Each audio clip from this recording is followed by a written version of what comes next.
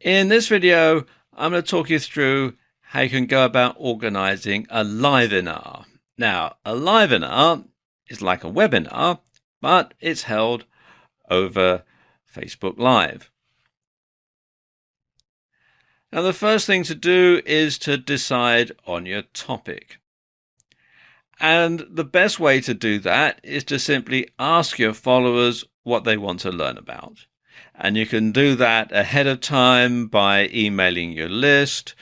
You can post something on Facebook and get people to respond. You could perhaps mention it in a previous live stream that you're going to be doing a livenar and what would you like to know about, and people can submit comments and you can come up with some ideas that way. But one thing that you should do is you want to keep the topic niche. You want to keep it nice and narrow because you don't want to bore your audience. You don't want to drone on for too long. You can talk for up to 90 minutes, but quite frankly, I think you're going to start losing people's attention way before then. So you want to keep the topic niche. And of course, bear in mind that if people have lots of different things that they want to learn about, if your followers have lots of different things they want to learn about, you can do a separate livenar on each one of those, and that gives people a reason to come back and keep following you and keep listening to your live streams or watching your live streams. You also need to pick a time and date that's convenient for your audience. Now, bear in mind, this is going to be going out live and your audience is going to be in different time zones. Now, of course, if you're aiming this at people who are all in one country, then that is probably easier than aiming it at a global audience. So, for example, if you're in the continental US, you've only got 4 time zones to worry about. If you're in the UK, you've only got 1 time zone to worry about. So that sort of thing. Whereas if you're going for a global audience, then you've got 24 different time zones to worry about. So you do need to make sure that you are going out at a time that your audience can tune in and watch. And you want to do your homework.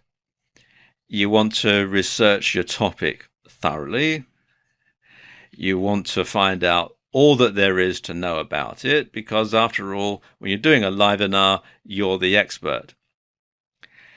If you're doing a livenar with another person, then you'll have to be in the same place at the same time. It's not like if you're doing a webinar where you can be in separate places and you can talk to each other via the internet, because if you're doing a livenar, it's going to have to be filmed on your smartphone. So you're going to have to be physically in the same place at the same time. So you can go to them, they can come to you, or you can meet them somewhere and do your livenar at a place that's convenient for both of you.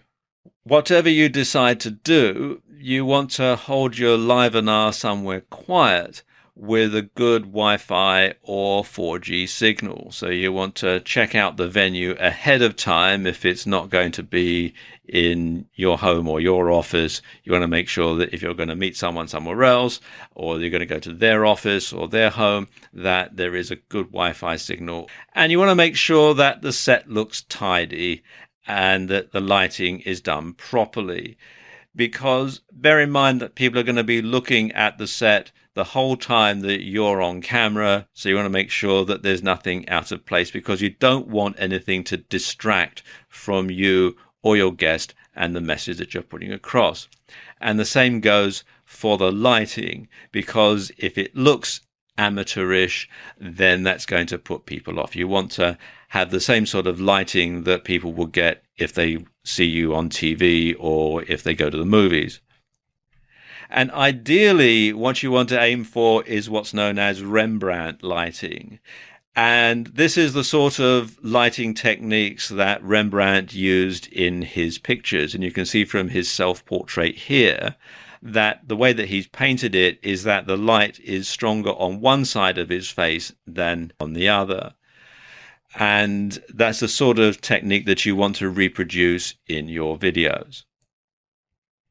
And something else you want to do is have an agenda to work through. And this will ensure that you move smoothly through the presentation and you don't miss anything out. So you could have note cards or cue cards or just simply a piece of paper with the schedule written through it, the agenda, so that you know that you're going to be covering this topic first and then that topic and then the other topic and that sort of thing. And of course, you want to rehearse, rehearse, rehearse. You want to make sure that your delivery is perfect. You don't want to be hesitating. You don't want a lot of ums and ahs and that sort of thing, because it just sounds very unprofessional. So you want to make sure that you at least sound like you know what you're talking about and you look like you know what you're talking about. Because if you're nervous, if you don't really come across as being confident, then that is going to spoil your presentation. So you want to practice your delivery in the mirror until you're confident about giving a polished performance. So go somewhere private and practice just talking to yourself in the mirror. It feels a bit strange when you first do it, but that is the best way to find out exactly how you're going to come across. Or, of course, if you have a video camera, you can video yourself talking to camera and play it back and watch it. But do bear in mind, though, that this is going to be going out live, so any mistakes are not going to be able to be edited out, unlike on video. And then you want to get the word out about your livenar. And there are lots of different ways that you can do that. On Facebook, of course, you can let your Facebook friends and your followers know that you're going to be holding this livenar. And you can use other social media as well. Twitter is a good way because you can simply send out a short message to your Twitter followers. And also LinkedIn, if you're aiming at a business niche. Lots of people who have a presence on LinkedIn also have a presence on Facebook for their business. So you can work the two together and get the word out that way. Of course, your mailing list is probably the best way to get the word out. Everyone who's subscribed to your newsletter, everyone who's bought a product from you, you want to let them know about your livenar. And also your blog subscribers. Anyone who's subscribing to your blog, you can put a post in your blog to tell people that you're going to be holding this livenar and when, and give them instructions as to how they can sign up and how they can watch it.